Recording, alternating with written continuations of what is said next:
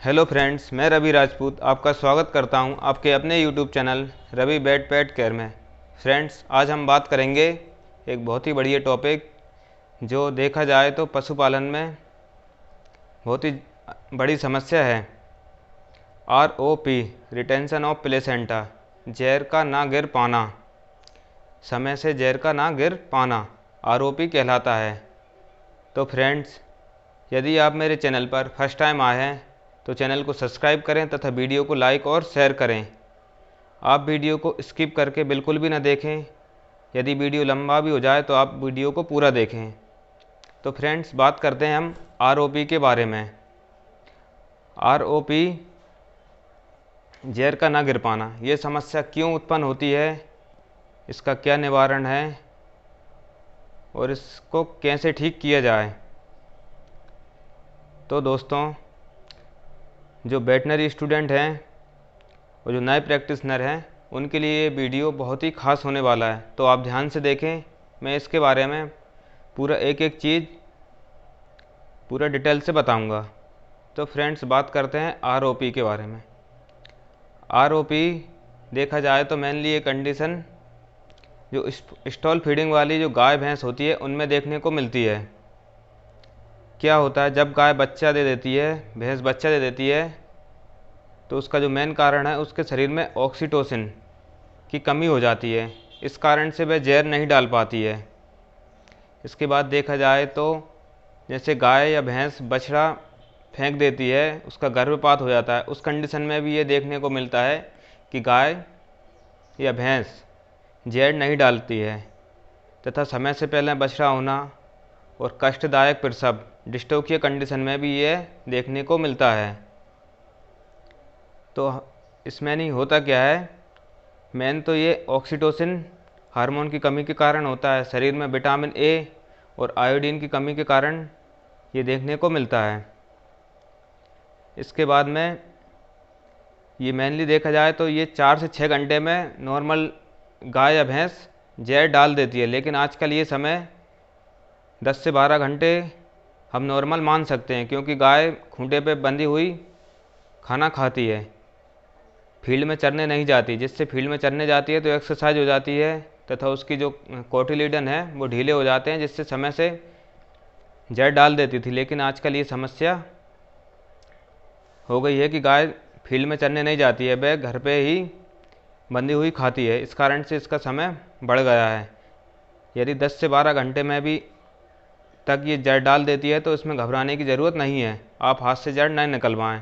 कोशिश करें कि जहर दवाइयों से या ऑटोमेटिक ही डाल दें। आप हाथ का उपयोग आखिरी में करें। आपको यदि जड़ निकलवाना है तो ये आपका आखिरी ऑप्शन होना चाहिए, ना कि आप इसको पहले निकलवाएं।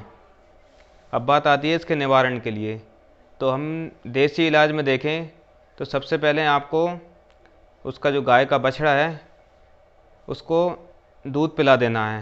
हर एक एक घंटे में उसको 1-2 घंटे में दूध पिलाना है बार बार। इससे क्या होगा कि इससे उसका आयन खाली होगा और शरीर में ऑक्सीटोसिन रिलीज होगा। जो दूध उतारने वाला हार्मोन रहता है वो भी ऑक्सीटोसिन ही होता है। तो ऑक्सीटोसिन रिलीज होगा, जिससे गाय को जहर उसकी बच्चादानी है उसमें हलचल होगी, तो जिससे जहर को निकलने में आसानी होगी। वहाँ से जो कोटिलीडन है उससे जहर छूटने लगेगी। इसके बाद में देखा जाए तो जो बांस की पत्तियाँ रहती है, गांव में लोग बांस की पत्तियाँ खिलाते हैं, इससे भी गाय जहर डाल देती है। गन्ने की जो पत्तियाँ रहती हैं उससे भी जहर डाल देती है। तथा हमें पशु का बार बार दूध भी निकालते रहना है।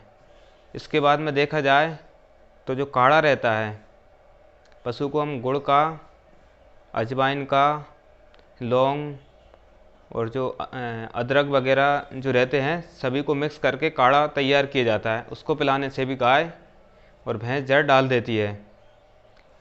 इसके बाद में की जाए बात दवाइयों की, तो दवाइयों में भी बाज़ार में पिलाने के लिए बहुत सारी दवाइयाँ आती है। जैसे मैं बताऊं आपको तो ये यूट्रोसिन आता है।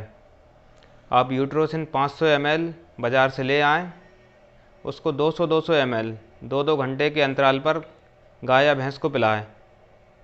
इसके बाद में इसी प्रकार के अदर प्रोडक्ट आते हैं, जैसे यूट्रोफिट आता है, इन्वोलोन आता है। आपके यहाँ पे जो सहूलियती में मिल जाए, जो आसानी से मिल जाए, उस प्रोडक्ट का आप उपयोग कर सकते हैं। तथा इसके साथ ही आप ऑक्सीटोसिन का इंजेक्शन भी पशु को लगा सकते हैं। 2 ml के जो एम्प्यूल आते हैं, आप 2 एम्प्यूल ले आएँ और 4 ml उसको इंट्रामस्कुलर आप ऑक्सीटोसिन का इंजेक्शन दे सकते हैं, जिससे उसकी बच्चेदानी में हलचल हो तथा वह जहर निकलने में आसानी हो।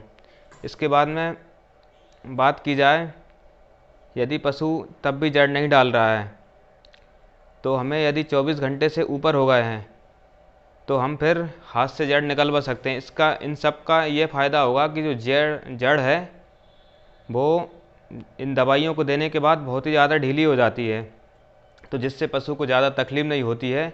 अब हाथ से जड़ निकालने का ऑप्शन सबसे लास्ट ही रखें। फर्स्ट में जड़ को हाथ से ना निकालें, नहीं तो पशु को बहुत ज़्यादा तकलीफ़ होती है, ब्लीडिंग होती है तथा पशु बहुत दिन तक बीमारी की अवस्था जैसा बना रहता है, कम खाना पीना करता है तथा दूध भी कम देता है। इसलिए आप ये हाथ से जड़ निकालने का जो मेथड है आप लास्ट में ही अपनाएं। जब आप हाथ से जड़ निकालते हैं तो उसके बाद में आप पूरी जड़ निकालने के बाद क्या होता है कि कोई भी डॉक्टर 100% जड़ को हाथ से नहीं निकाल सकता है, क्योंकि उसमें 100 से 120 कोटिलिडन होते हैं। जो जहर रहती है उसकी जो जड़ें रहती है 100 से 120 जगह पे ये जुड़ी हुई रहती है, तो एक एक को निकालना संभव नहीं हो पाता है। इसमें खिंचकेनी जब हम निकालते हैं तो खिंचाव होता है, उस वजह से कहीं से टूट जाती है, थोड़ी बहुत रह जाती है, तो इन सब से उसमें इन्फेक्शन होने का डर रहता है। तो इन्फेक्शन से बचने के लिए आप सी फास्ट आयु की बोलस आती हैं, आप उसको इंट्रायूटेराइन जड़ निकालने के बाद में बच्चेदानी में रख सकते हैं। लिक्विड फॉर्म में भी सी फास्ट आयु आता है, उसको भी आप बच्चेदानी में डाल सकते हैं।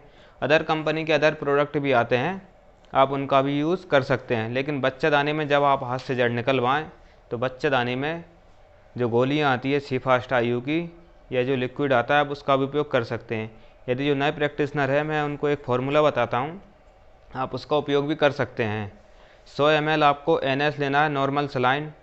उसमें आपको 5 से 7 ml डेक्सा मिथासोन जो इंजेक्शन आता है वो डालना है। 20 ml आपको उसमें पोविडीन आयोडीन रहता है उसे डालना है।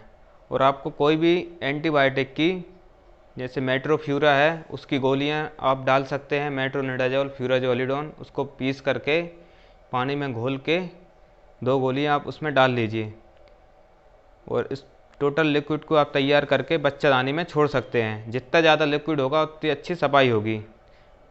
और आप जो मैं आपसे बार बार आग्रह कर रहा हूँ, आप जो हाथ से जड़ निकालने वाला जो मेथड है आप सबसे आखिरी में अपनाएं। जब पूरे मेथड आपके फेल हो जाएं उसके बाद ही आप हाथ से जड़ निकालें। धन्यवाद।